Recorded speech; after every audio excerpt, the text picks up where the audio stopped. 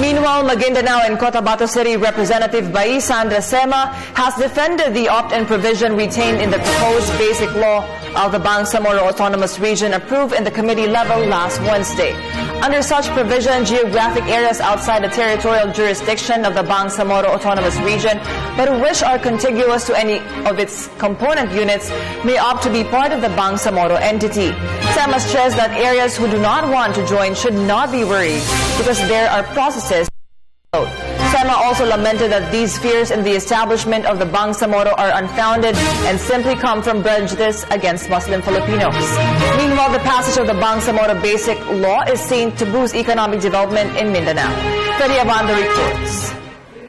The approval of the draft Bangsamoro Basic Law to implement the peace agreement between the government and the Moro Islamic Liberation Front will set the stage for development in the core territories of the Bangsamoro entity absorbed from the autonomous region of Muslim Mindanao. Peace is very important, because we've been mired in conflict, violence for many years, and we believe that there could be no sustainable development without durable peace.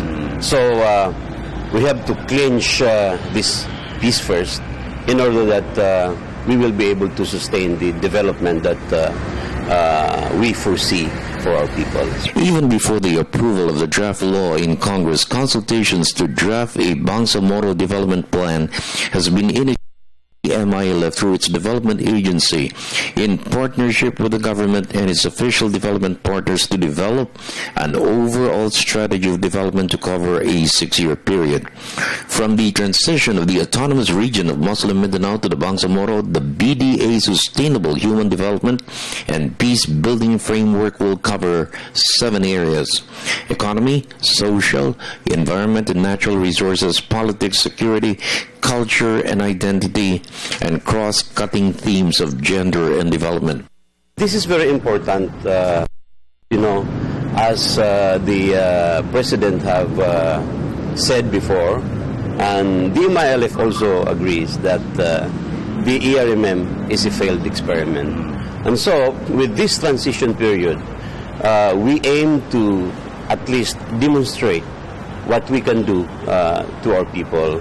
So we really need this a successful transitioning to the from the ARMM to the Bangsamoro government. Sir, our priorities would really be on livelihood, social services, and infrastructure. So these are the very first priorities that we have to address in order that we will be able to demonstrate to our people that women business in the real sense of the word. After the signing of the comprehensive agreement on the Bangsamoro, the expectations from the ground, from our people, are very high. So we have to deliver by hook or by crook. The transition for the implementation of high-impact projects to lay the groundwork for future development. Government will provide the block grant to implement its programs and projects. Official development partners will also help. Peace in the new Bangsamoro entity will attract the business sector, local and foreign, to invest in key sectors. Agriculture, given the region's rich agricultural lands from rice to corn, coconuts to palm oil, durian to bananas, its 5 provinces will produce all these agricultural products. It has rich fishing grounds and potentials of oil, natural gas, and minerals.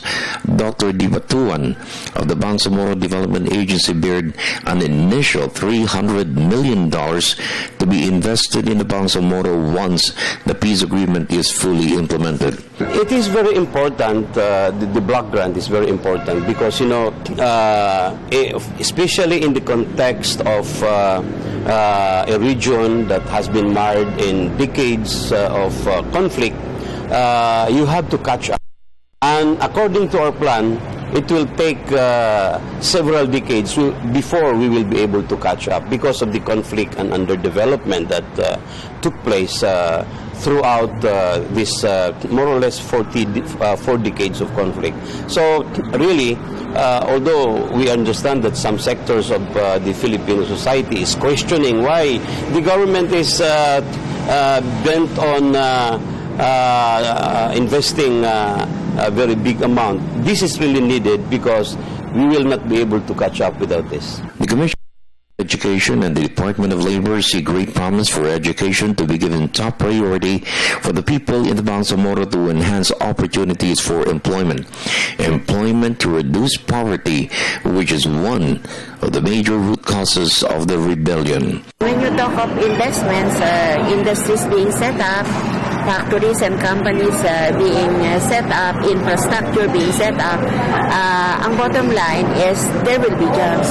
Early on, I really wanted to convene a meeting of those involved in higher education and in the Bangsamoro, which would include higher education institutions as well, the ones that are there, public and private.